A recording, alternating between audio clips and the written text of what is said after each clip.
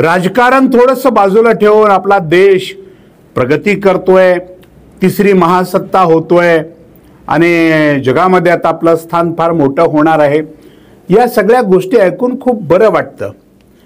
किंवा मोदीजी जेव्हा भाषणाला उभे राहतात तेव्हा मोदीजी जो भारत आपल्या शब्दामध्ये आपल्या त्या वक्तृत्वाच्या कलेमधून उभा करतात तो ऐकूनही खूप बरं वाटतं.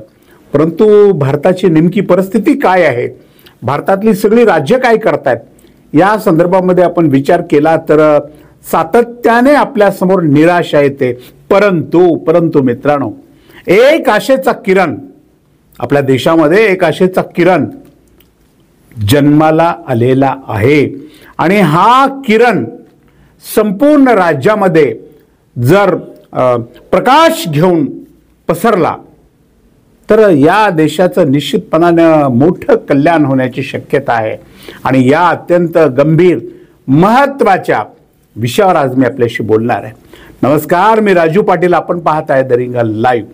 मित्रांनो, अजूनही आपण आपलं चॅनल सबस्क्राईब केलं नसेल तर माझी आपल्याला विनंती आहे ते जरूर सबस्क्राईब करा आणि आपल्या सर्वांचे आशीर्वाद आमच्या पाठीशी असू द्या. मी बोलत होतो की एक आशेचा किरण जन्माला आलेला आहे आणि हा किरण संपूर्ण राज्यामध्ये जर पसरला, देशाच्या कानाकोपऱ्यापर्यंत जर हा किरण किंवा जो विचार पुढे आलाय, जी कृती पुढे आली, ही जर राज्यभरामध्ये पसरली तर खऱ्या अर्थानं आपला देश पुढे चाललेला आहे असं आपण भविष्यामध्ये बोलू. मित्रांनो, आपण वर्तमानपत्राचे वाचक असाल, सातत्याने विविध वृत्तपत्र वाचत असाल, वाचनाची आपल्याला सवय असेल किंवा देशातल्या विविध घटनांच्याकडं डोळसपणे पाहण्याची जर आपली जिज्ञासू वृत्ती असेल तर आजचा जो एक अत्यंत महत्त्वाचा अंक आहे दिव्य मराठीचा, या दिव्य मराठीच्या एका मधल्या पानावर, पान नंबर बहुतेक ते 4 आहे, तर मधल्या पानावर एक छोटी बातमी छापून आलेली, अत्यंत छोटी बातमी आहे, ज्याला पत्रकारितेच्या भाषेमध्ये डबल कॉलम एवढी छोटीशी बातमी असं म्हटलं जातं. अगदी 5 सेंटीमीटर बाय 2 एवढंच अंतर या बातमीनं व्यापलेलं आहे. मी आपल्याला ही बातमी थोडीशी दाखवतो आहे. म्हणजे एवढीच एक अत्यंत छोटी बातमी आजच्या दिव्य मराठीमध्ये प्रसिद्ध झालेली आहे. बातमी आहे केरळहून. बघा, आपण सातत्याने जेव्हा केरळचा विचार करतो तर केरळ हे प्रगत राज्य आहे, केरळ हे शिक्षित राज्य आहे, केरळ हे विज्ञानवादी राज्य आहे, केरळ हे प्रगतीकडे झेपावणारं राज्य आहे, केरळचे साक्षरता सर्वात जास्त आहे, केरळमध्ये शिक्षण या गोष्टीला फार मोठं महत्त्व दिलं जातं, केरळमध्ये विज्ञानाला फार मोठं महत्त्व दिलं जातं, असं आपण सातत्याने बोलत आलेलो आहोत आणि ती गोष्ट खरीही आहे.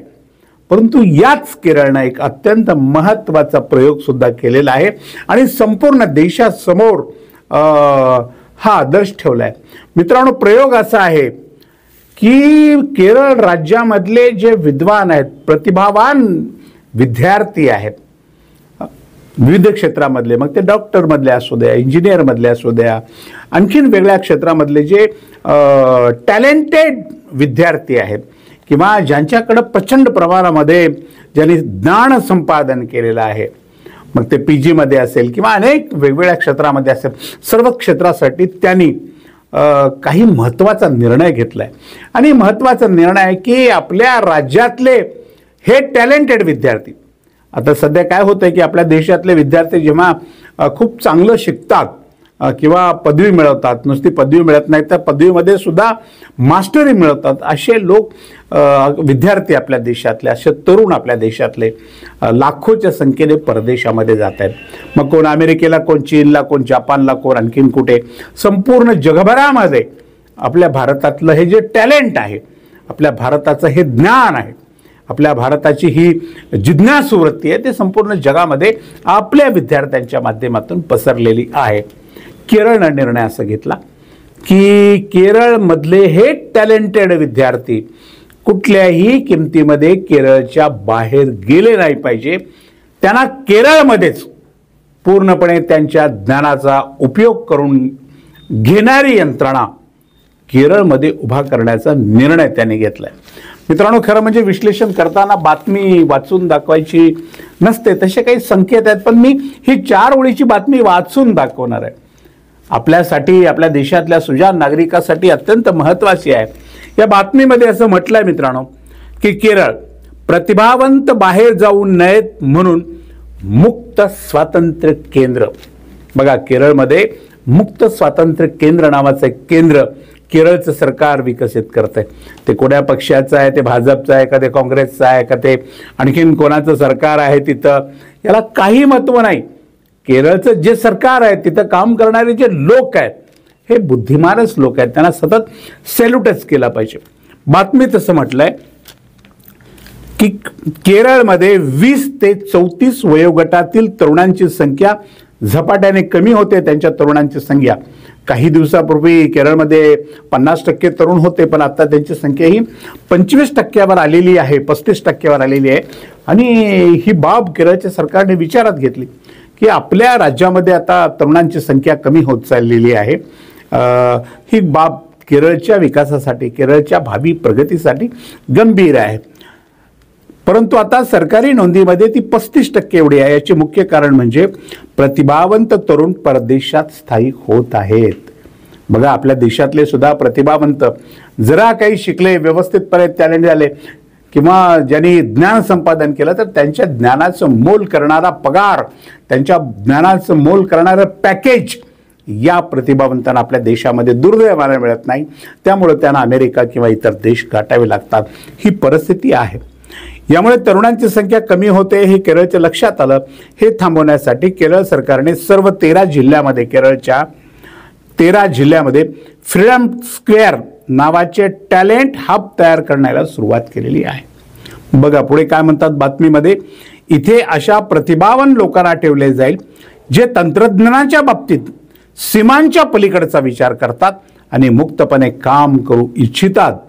केरळ स्टार्टअप मिशनच्या प्रवक्त्या आशिता व्हीके म्हणाल्या की प्रतिभेला बाहेर जाण्यापासून रोखण्याचा हा देशातला पहिला प्रयोग आहे. यामध्ये संपूर्ण कॅम्पस अडथळामुक्त केला जात आहे. म्हणजेच आमची प्रतिभा प्रत्येक प्रकारे विचार करण्यासाठी मोकळी असेल. यासाठी वयाची कोणतीही मर्यादा नाही. जो कोणी कोणत्याही वयात आपल्या बुद्धिमत्तेने देशाला पुढे नेण्याचा विचार करेल तो येथे काम करू शकेल. ते ॲपलच्या कॉर्पोरेट संस्कृतीत भविष्यातील तंत्रज्ञानासाठी तयार असतील. तसेच जास्त पगारही त्यांना असेल. तिरुवनंतपुरम पल्लीपुरम जवळ 3 एकरावर पहिला फ्रीडम स्क्वेअर बांधला जात आहे. देशातले पहिले टॅलेंट हब अशा प्रकारे काम करेल. जिल्ह्यामधून वेगवेगळ्या तांत्रिक विचारसरणीच्या लोकांची निवड केली जाईल. निवडीसाठी मिशन मोडमध्ये काम सुरू होईल. सरकारी शाळा, महाविद्यालय, कॅम्प चालवले जातील आणि तरुणांना तांत्रिक कामं सुद्धा या हबमध्ये दिले जातील. निवडलेल्या तरुणांचा खर्च सरकार करेल. बघा किती महत्त्वाचं आहे.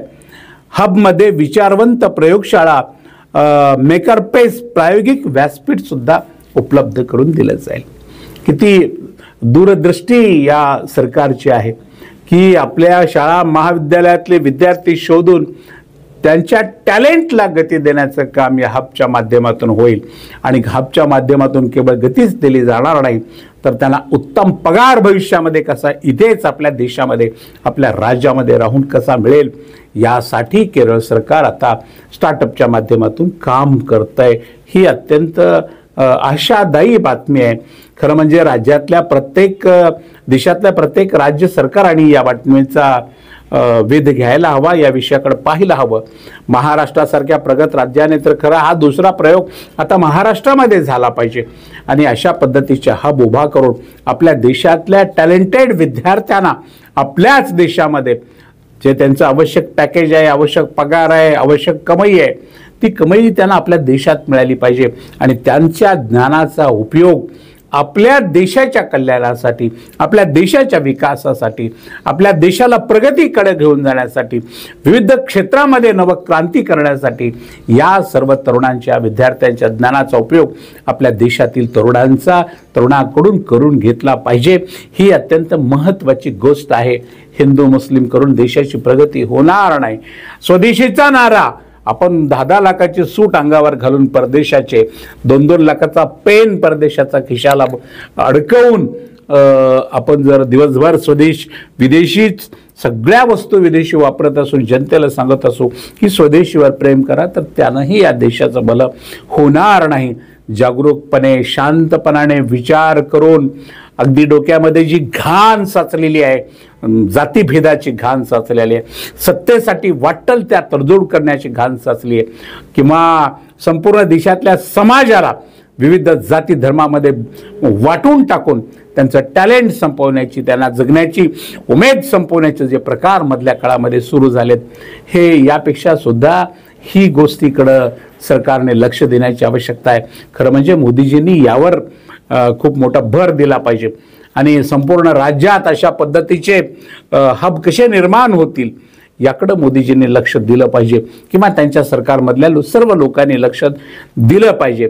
मला वाटतं महाराष्ट्राचे मुख्यमंत्री देवेंद्र फडणवीस यांनी या घटनेकडे, या बातमीकडे डोळसपणाने पाहण्याची गरज आहे आणि दुसरा प्रयोग महाराष्ट्रामध्ये सुरू होण्याची गरज आहे. मित्रांनो, जर आपल्या सर्व राज्य सरकारांनी अशा पद्धतीचं काम उभा करण्याचा प्रयत्न केला तर आज आपले लाखो तरुण जे परदेशाला जात आहेत आणि परदेशाला गेल्यामुळे त्याला भरपूर प्रमाणामध्ये पैसा भलेही मिळत असेल, परंतु कुटुंब व्यवस्था जी पूर्णपणे उद्ध्वस्त होते, माता पित्यांचे जे बेहाल महाराष्ट्र देशामध्ये सध्या सुरू आहेत अशा तरुणांच्या, हे सगळे थांबतील.